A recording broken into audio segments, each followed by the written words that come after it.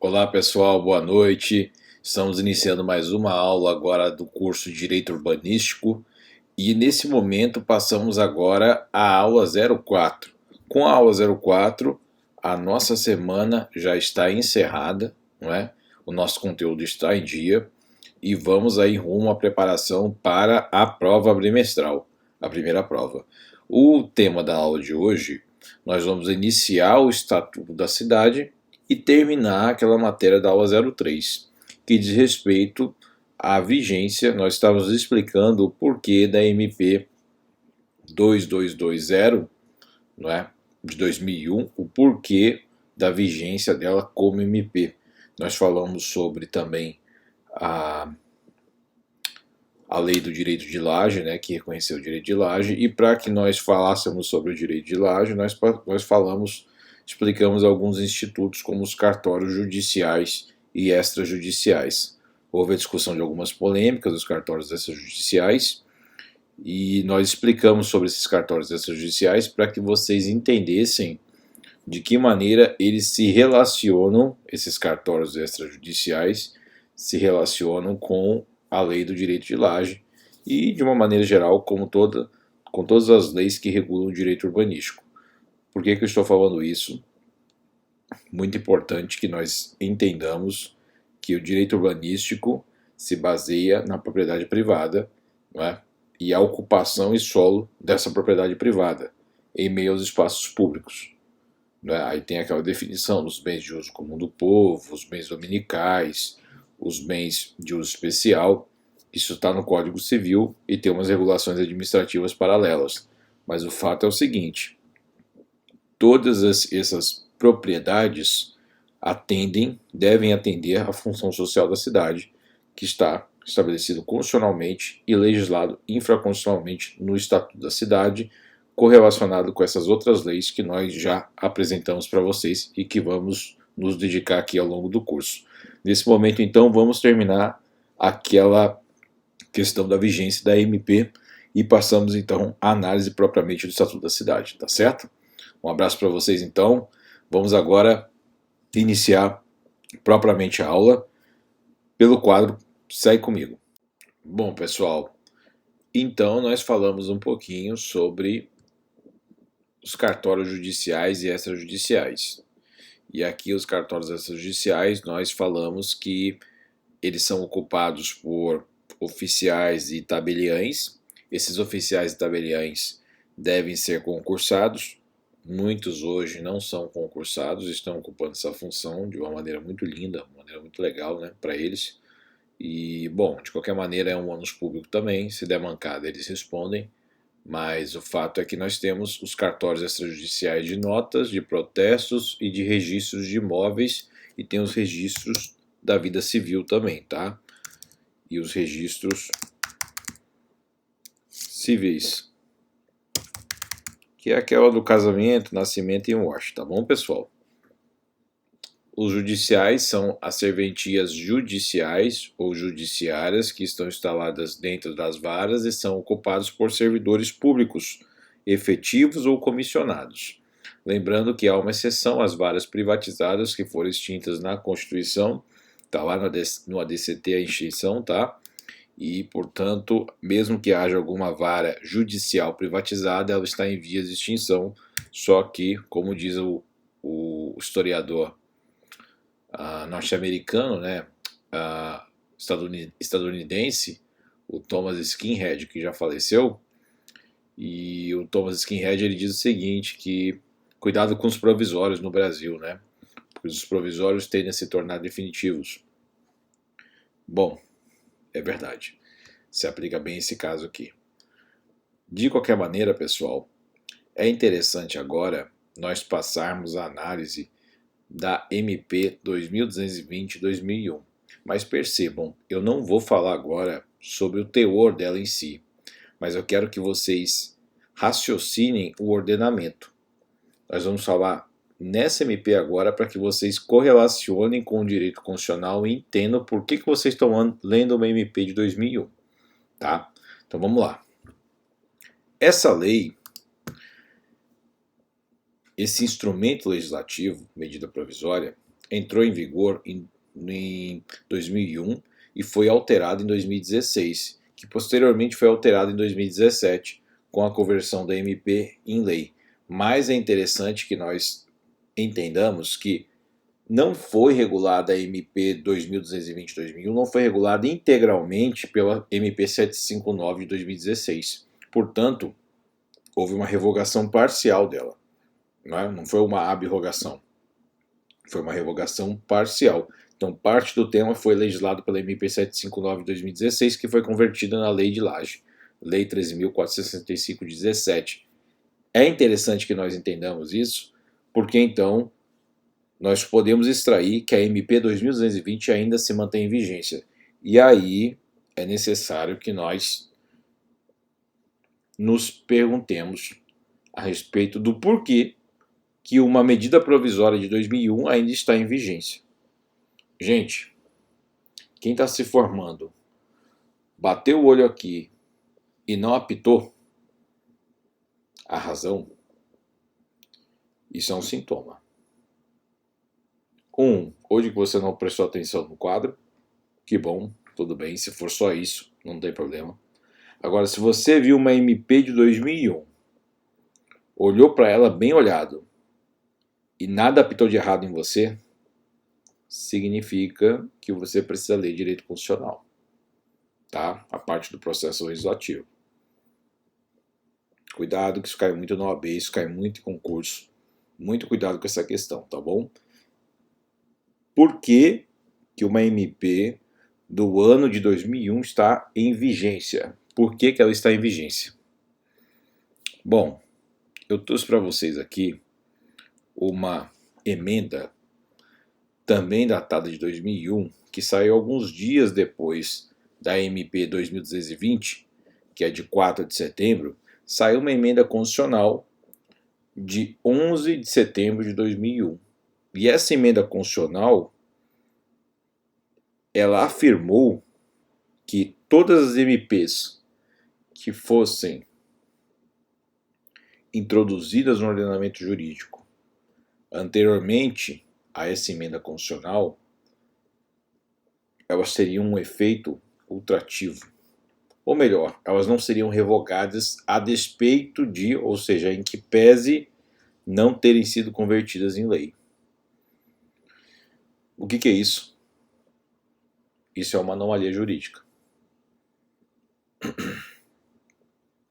Houve, na época, motivações políticas para que você convertesse MPs, fizesse com que a eficácia dessas MPs, o status jurídico delas se equivalessem à da lei. Correto?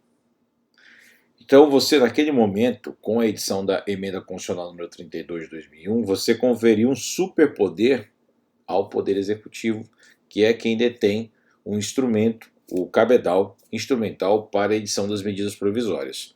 Então, nesse momento que o Congresso Nacional, permitiu que se passasse uma emenda constitucional com esse teor, que foi a Emenda Constitucional número 32 de 2001, você permitiu um poder do Executivo, uma ressuscitação praticamente do decreto-lei que existia no período anterior à Constituição de 88.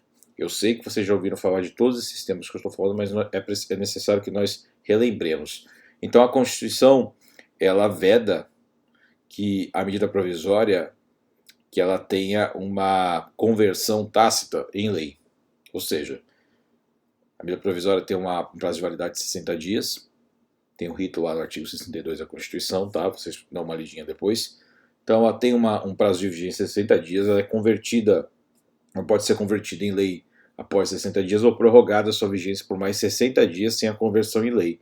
No final desses 120 dias, prazo máximo, se o Congresso não apreciar aquela MP, ela perde a vigência, é a rejeição tácita. Se ele apreciar, converteu em lei é o que aconteceu aqui na Lei de Laje, que está bem aqui, tá? Agora, caso se inicie a votação, porém haja uma rejeição da conversão da MP em lei, ela não pode mais ser introduzida na sessão legislativa, na mesma sessão legislativa, aquele tema por meio de medida provisória. Tá bom, pessoal? Interessante nós colocarmos essa questão. Por quê? Porque isso é que deu sustentação para que essa medida provisória continue com a validade e tenha regência hoje consolidada, até que advenha uma outra lei que regule integralmente o tema, no direito urbanístico. E aqui eu trouxe aqui a redação do artigo 246 da Constituição Federal, que foi emendada, né, pela emenda constitucional 32. Então esse é o trecho do artigo 246 que quase ninguém chega lá, né? O pessoal dá uma parada ali depois do Sistema Financeiro Nacional parou. É vedada a adoção da medida provisória na regulamentação de artigo da Constituição cuja redação tenha sido alterada por meio de emenda promulgada entre 1 de janeiro de 95 até a promulgação dessa emenda, inclusive. Então, no fundo, o que o pessoal quis dizer aqui é que não pode haver uma outra medida provisória que altere o estabelecido por essa emenda constitucional número 32 de 2001. Então, essa emenda constitucional 32 de 2001, no seu artigo 246, confere uma estabilidade aos próprios termos dela. E os termos dessa emenda constitucional 32 de 2001, no seu artigo 2º, estabelece a possibilidade da vigência com status equivalente de lei das medidas provisórias editadas até então, até a data da sua promulgação, que foi 12 de setembro de 2011. Setembro foi a publicação, né? Mas a publicação Diário Oficial da União, isso foi a disponibilização, publicação em si, dia 12. Tá bom, pessoal? E então é interessante que nós esclareçamos isso. E está esclarecido agora a vigência da MP 2220-2001, e é o que nós vamos estudar. Ela vai ser um dos temas que vai ser estudado, ela tem uma redação bem curtinha, tá? Eu trouxe ela aqui para vocês, nós vamos ler em seguida. Essa aqui, ó, tá vendo? Ó, a parte dela que foi revogada aqui, essas duas aqui, houve uma regulação pela Lei de Laje e o artigo 9º também. O resto tá valendo, tá bom, pessoal? Dentro dos seus contornos, né, aí de direito. Bom, agora vamos ingressar, esclarecido o status dessa MP, esclarecida a questão do direito de laje, nós vamos passar propriamente ao estudo do Estatuto da Cidade, que é isso aqui, a Lei 10.257 de 2001. Tá? Uma lei que tem previsão constitucional, a sua competência legislativa, para que essa edição acontecesse. Essa lei é uma lei nacional, tá bom? Não é uma lei municipal, é uma lei nacional que se estende, que é de aplicação obrigatória, que estabelece diretrizes que serão observadas pelos municípios e em cooperação, inclusive, com os governos estaduais, ou seja, com os estados. Então, Estatuto da Cidade. Começando então o nosso estudo por aqui, gente. Vamos lá. O que é o Estatuto da Cidade? Quando nós falamos de Estatuto da Cidade, eu vou relembrar para vocês aquilo que está estabelecido na Constituição Federal. Vamos lá? Um momentinho. Artigo 182 da Política Urbana. A política de desenvolvimento urbano executada pelo poder público municipal, conforme diretrizes gerais fixadas em lei, está aqui o Estatuto da Cidade, tem por objetivo ordenar o pleno desenvolvimento das funções sociais da cidade e garantir o bem-estar de seus habitantes. Então aí você já matou. O que é o Estatuto da Cidade? O que se propõe o Estatuto da Cidade? O Estatuto da Cidade se propõe a garantir o pleno desenvolvimento das funções sociais da cidade e garantir o bem-estar de seus habitantes. O que ele é? É uma lei que consolida diretrizes gerais estabelecidas pelo representante da Federação Brasileira, que é a União, o ente federativo União. Tá? E aqui, em seguida, nós vamos caracterizar alguns detalhamentos que vão estar repetidos muitas vezes no teor do Estatuto da Cidade e também vamos atentar aqui para a questão do plano diretor. O que é o plano diretor, gente? O plano diretor seria o plano final de regência da cidade, das diretrizes básicas de regência daquela cidade. Então, o plano diretor de Manaus é diferente do plano diretor de Manaquiri. O plano diretor de Manaus é diferente do plano diretor de São Paulo, do Rio de Janeiro.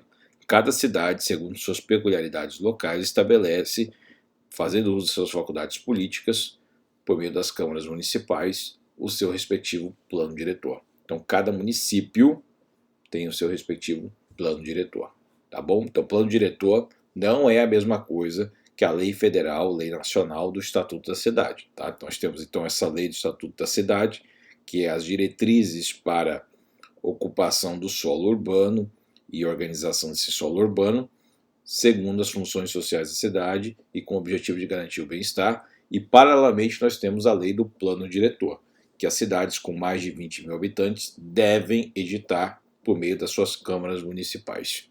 Certo? Resolvida essa questão? Entenderam? Constituição Federal, Estatuto da Cidade, Plano Diretor. São 3 patamares. Compreendido? Então vamos acabar essa questão aqui e passar propriamente a análise do teor do Estatuto da Cidade. Vamos lá, gente. Deixa eu tirar a Constituição daqui e vamos trazer agora o Estatuto da Cidade. O Estatuto, gente, tem cerca de 60 artigos, não é? Mais especificamente 58 artigos. Desses 58 artigos, naturalmente, nós não vamos ler todos esses artigos, não há sentido. O foco é compreender para que serve esse instrumento legislativo, essa lei.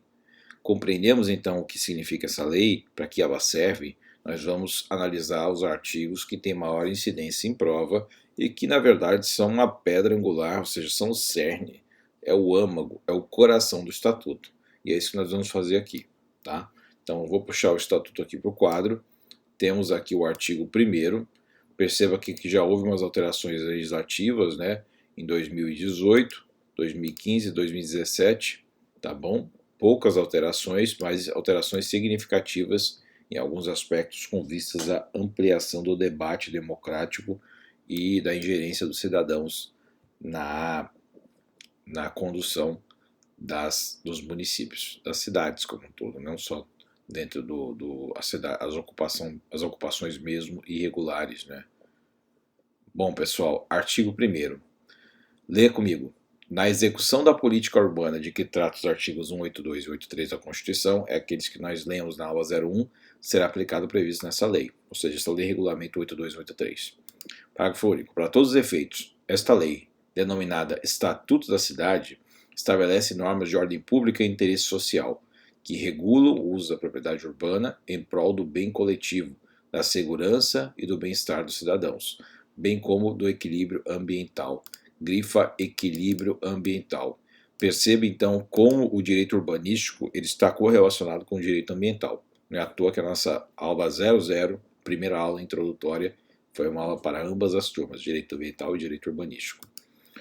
Grava aqui também, por favor, normas de ordem pública e interesse social.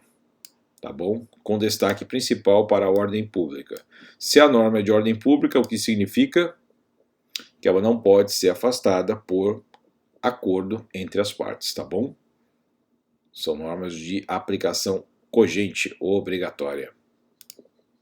Artigo 2º, gente, já influenciado pela Lei 13.699 de 2018. Vamos começar pela alteração. A gente lê o caput e vai para a alteração. A política urbana tem por objetivo ordenar o pleno desenvolvimento das funções sociais da cidade e da propriedade. Grifa. Lembra que a função social da propriedade, o direito de propriedade é um direito fundamental. A função social, o dever de que esse direito de propriedade seja utilizado segundo limites que atendam à função social da propriedade, também é um direito dos cidadãos uns perante os outros, ou seja, a eficácia horizontal dos direitos fundamentais, que é uma teoria que vocês já conhecem ou pelo menos ouviram falar. E aqui está estabelecendo exatamente isso, né? Que a política urbana visa estimular essa questão mediante a seguinte diretrizes. Então perceba que são várias diretrizes, né? São as diretrizes da Constituição que indicam a necessidade de estabelecer umas subdiretrizes no Estatuto da Cidade, que estabelece a necessidade de estabelecer outras subdiretrizes no âmbito municipal por meio do poder legislativo derivado decorrente, certo? Vamos lá. Diretrizes gerais. Aí vamos para a alteração legislativa, desde logo. Tratamento prioritário às obras e edificações de infraestrutura de energia, telecomunicações, abastecimento de água e saneamento. Tá, isso vai no âmbito daquela movimentação política para que o Brasil reparasse aquela dívida histórica existente com as populações de baixa renda que ocuparam áreas que não foram prestigiadas pelos investimentos do poder público e que agora então estão sendo retomadas fruto do caos social que o Brasil hoje vivencia do ponto de vista de saúde, segurança pública e deslocamento nas cidades. Estimula a utilização nos parcelamentos do solo e nas edificações urbanas de sistemas operacionais, padrões construtivos e aportes tecnológicos que objetivem a redução dos impactos ambientais e a economia de recursos naturais. Pessoal, isso aqui é o Prosamin, né? Mas não é só o Prosamin. São, por exemplo, a instalação de estações de tratamento de esgoto dentro dos condomínios, tratamento de água, esgotamento sanitário, a questão dos aterros, a questão também de você estabelecer uma arquitetura que seja mais ambientalmente adequada. Vocês sabem que o prédio da PGR, Procuradoria-Geral da República em Brasília, ele é todo envidraçado, né? Então, muitas vezes os pássaros vão e batem naquele prédio. Eu não sei se fizeram agora alguma reforma para evitar que os pássaros venham e batam. Então você percebe que é um prédio bonito, esse prédio da PGR, porém um prédio totalmente inadequado para o ambiente no qual ele se instalou. Um prédio, então, que atenta contra as diretrizes mesmo do Estatuto da Cidade de redução de impacto ambiental. Porque como é que você cria um prédio em que você destrói ou você impacta o meio ambiente a ponto de as aves que voam naquela região, elas batem naquele prédio porque olham um vidro, não entendem nada e continuam indo naquela direção e se chocam e morrem, se machucam, etc. Então é um prédio que não há sentido nenhum, sobretudo em um órgão de tamanha relevância que atua de uma maneira tão eficiente e efetiva no meio ambiente, né? Isso foi uma gafe enorme do Ministério Público Federal, da Procuradoria-Geral da República, né? Que direciona, que dirige o Ministério Público Federal, o Ministério Público Militar, do Trabalho, enfim, o Ministério Público da União como um todo. E aí nós temos, gente, passo seguinte, a leitura do artigo 19, do inciso 19, que estabelece a garantia de condições condignas de acessibilidade, utilização e conforto nas dependências internas das edificações urbanas, inclusive nas destinadas à moradia e aos serviços dos trabalhadores domésticos, observados os requisitos mínimos de dimensionamento, ventilação, iluminação, ergonomia, privacidade e qualidade dos materiais empregados. Acessibilidade, condignas de acessibilidade. Isso aqui é aquela lei dos portadores de necessidades especiais, não é? Eu sei que tem um nome politicamente correto para isso, mas a gente poderia colocar os portadores de deficiência, mas existe um termo dúbio na lei também que diz que a pessoa em si não é deficiente, a infraestrutura existente que é deficiente em relação às necessidades que são extravagantes, que são especiais das pessoas que não têm as mesmas funções de locomoção e etc., que nós, normais, né, entre aspas, temos, né? E é verdade, de alguma maneira isso faz sentido. Mas, bom, a leitura do artigo é essa aqui. Utilização e conforto nas dependências internas das edificações urbanas, inclusive destinadas à moradia. Então, esse direcionamento aqui, ele é feito tanto para a construção de residências, de baixa renda também, como também as construções do poder público em si. Tá bom, pessoal? Então, lemos aqui esses incisos que sofreram alteração legislativa, que foram incluídos, e agora então nós passamos a analisar os aspectos mais importantes. Um ponto interessante que nós podemos colocar, e você estiver construindo seu caderno, você pode fazer isso agora, anotando aí, é que essa lei do Estatuto da Cidade, ela estabelece comandos normativos direcionados aos 3 entes federativos, União, Estados e municípios. Claro que os municípios eles têm uma atribuição legislativa e do ponto de vista do legislativo e do poder executivo, uma atribuição muito mais efetiva, porque o poder público municipal legisla sobre assuntos de interesse local com exclusividade, né? Claro que sempre obedecendo às diretrizes estabelecidas por estado e pelo governo a nível estadual e pelo governo a nível federal. Aí, gente, nós entramos na questão de elencar as diretrizes gerais mais importantes. Eu julgo que as diretrizes gerais mais importantes, elas podem ser vistas aqui na nossa leitura de agora. A garantia dos direitos das cidades sustentáveis. Legal, cidades sustentáveis. O que é uma cidade sustentável, gente? Sustentável do ponto de vista econômico, do ponto de vista ambiental, do ponto de vista de readequação da poluição que gera, não é? Do ponto de vista também das cadeias de deslocamento de suas populações e circulação de mercadoria, não só intra-cidade, mas no seu entorno, não é? Porque, veja, olha, tem uma questão que é inevitável que nós falemos agora nesse momento, né? Eu não sei se tem alguém de Presidente Figueiredo aí, mas eu vou manifestar uma indignação minha, clara. Presidente Figueiredo almeja ser uma cidade sustentável. O Presidente Figueiredo sobrevive em grande parte da mineração e dos recursos públicos repassados por União e por Estado, e pelo gasto do funcionalismo público subsidiado pelas transferências voluntárias da União e involuntárias, ou seja, os repasses constitucionais tributários que estão estabelecidos no microsistema tributário constitucional. Vocês sabem disso, vocês já ouviram falar, agora vocês estão refrescando a memória. O fato é que, gente, Presidente Figueiredo, a cidade das cachoeiras. Como é que você vai explorar o ecoturismo e a mineração ao mesmo tempo? Alguém me explica isso. Eu nunca vi um negócio desse na minha vida.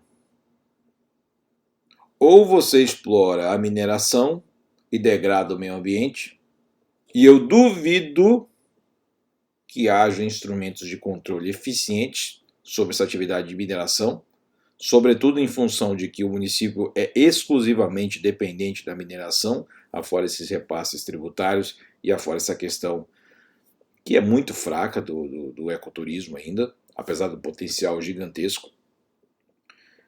Essas mineradoras, inevitavelmente, vão conduzir os interesses políticos do município.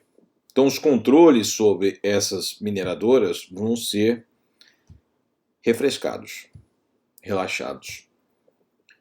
O fato, gente, é que para que você se torne uma cidade sustentável, você muitas vezes tem que optar por ramos da atividade econômica que você vai desenvolver. E existem ramos que são confluentes e existem ramos que são antagônicos. Não dá para fazer uma cidade como Aparecida, uma cidade de procissão, uma cidade católica de reverência ao cristianismo católico. Não dá para eu colocar uma Amsterdã dentro de Aparecida, ou seja, a cidade dos bordéis e da maconha. Como é que eu vou confluir uma cidade de fins religiosos com uma cidade que explora a prostituição? Não tem sentido. Então são ramos que se afastam. Existem ramos que confluem. Por exemplo, Frankfurt, na Alemanha. Existe o desenvolvimento do sistema financeiro. Ótimo. Paralelamente ao sistema financeiro, existe o estabelecimento também de um centro universitário. Então, o sistema financeiro, junto com uma formação universitária voltada à educação da economia e finanças, são ramos que se confluem. Presidente Figueiredo, mineração e ecoturismo não tem nada a ver. Então é uma loucura. Se alguém souber, se alguém conhecer, fizer parte da elite Presidente Figueiredo, por favor, gente, tente convencer o pessoal de que é insustentável você guiar um município que quer se basear nesses dois ramos. A cidade se torna insustentável. Aliás, dos 68 municípios que nós temos aqui no Amazonas, me diga quais são de fato sustentáveis. São muito poucos. Se você tirar o poder público, as forças armadas e os agentes estatais naquelas cidades, a cidade desaparece. Não tem razão de existir. Tem razão geopolítica? Talvez tivesse antigamente, quando de fato não existia uma força aérea consolidada. Agora, o fato é que numa guerra, Você tem um povoado ali, não vai adiantar muita coisa não, porque um drone vem e destrói o povoado inteiro. Gente, um dos principais problemas urbanísticos do Brasil é que muitos municípios não detêm sustentabilidade. E não é só ambiental, não, sustentabilidade econômica e muitas vezes sustentabilidade populacional. Tá bom? Então, o inciso 1 aqui é amplo, né? 2. Gestão democrática por meio da participação da população, parará. Isso aqui é simples, né? Você quer criar meios de que os cidadãos eles interfiram na construção das políticas que vão reger a cidade. Porque perceba, quando você tira a gestão da cidade exclusivamente do prefeito e da Câmara Municipal, você permite uma estabilidade legislativa.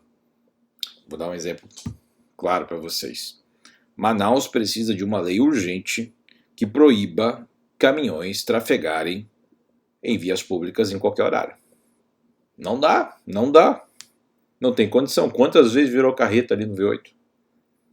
Não dá para Manaus ficar tocando essas atividades de carga de mercadorias pesadas a qualquer horário. Não dá. Então é necessária uma opção. Acontece que se vem um prefeito e faz uma lei assim, pode ser daqui 3 anos vem um novo prefeito e mude integralmente a lei, estabeleça o contrário, por questões pessoais ou por lobby desses setores de transporte. Muitas cidades, os caminhões não passam dentro das cidades, eles passam fora, eles são proibidos de trafegar internamente na cidade. No interior de São Paulo, isso acontece o tempo todo. Tá? Aqui em Manaus não existe isso. Você vê gente instalando galpão em áreas super pesadas, populacionalmente. Você vê que não teria como você instalar um galpão ali, porque você acaba com o trânsito. Você instala o galpão e faz o que quer. Por quê? Porque não existe uma lei, e se a lei existe, ela é cumprida. Mas nesse caso aqui, o objetivo é você tirar o poder de decisão do político e passar para a população por meio de associações. E essas associações, então, vão entender que a cidade deve ser regida daquela maneira, e aí o prefeito entrando, saindo, tanto faz, porque ele passa a não mandar tanto assim. Tá bom? Então, vamos parar por aqui. Nós lemos essa questão. O planejamento e desenvolvimento da cidade, distribuição espacial da população, das atividades econômicas do município, né? Lembrando aquela súmula que você não pode limitar de uma rua ter 4 drogarias juntas. Você não pode fazer esse tipo de situação porque isso é uma norma que limita a competência. E limitando a competência, isso é uma atividade da União, competência legislativa exclusiva. Artigo 21 da Constituição, se não me engano, tá bom? Dá uma lidinha lá. Sempre cai em prova. Oferta de equipamentos urbanos e comunitários, transportes e serviços públicos adequados aos interesses e necessidades da população e às características locais. Bom, você cria um bairro, você cria uma ocupação territorial, é indispensável que você crie também caixa d'água, área de lazer, parques, UBS. Tudo isso é necessário que você disponibilize próximo às ocupações. Então são as diretrizes gerais estabelecidas pelo Estatuto da Cidade que você disponibiliza esses equipamentos urbanos e comunitários. Aí tem aqui a ordenação e controle do uso do solo, de forma a evitar. Aí isso é até questão de prova, tá, gente? Cai exatamente assim, ó. Tá bom? A, B, C, D ou E. Aí você marca aí. Qual que não está entre aquilo que deve ser evitado, mas isso aqui no caso deve ser evitado, aí na prova cai como se tivesse que ser estimulado. Aí você já erra tudo, porque você lembra que leu aquilo, mas não faz sentido, né? Você troca uma coisa pela outra, porque tem uma memória meio abstrata. Ordenação e controle do uso do solo de forma a evitar. Utilização inadequada dos imóveis urbanos, proximidade dos incompatíveis e inconvenientes, parcelamento do solo, edificação ou uso excessivo e inadequado em relação à infraestrutura urbana. E aí por aí vai, tá, gente? Poluição e degradação ambiental, exposição da população a riscos de desastres. Isso aqui é o caso Mariana, né? Nós já conhecemos isso aqui, como isso aconteceu, vocês já sabem. É necessário aí que haja um estudo de viabilidade de como diminuir os riscos das populações estarem expostas a eventuais desastres naturais decorrentes da atividade econômica.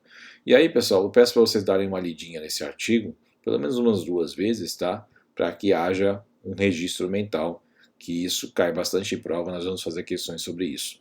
Tá bom? Vamos encerrar a aula aqui. Um abraço a todos, bons estudos, complementem com a leitura da lei e nós em seguida vamos dar mais uma estudadinha nela, avançando o tema e em seguida passando a lei de Laje. Um abraço a todos, bons estudos, até mais.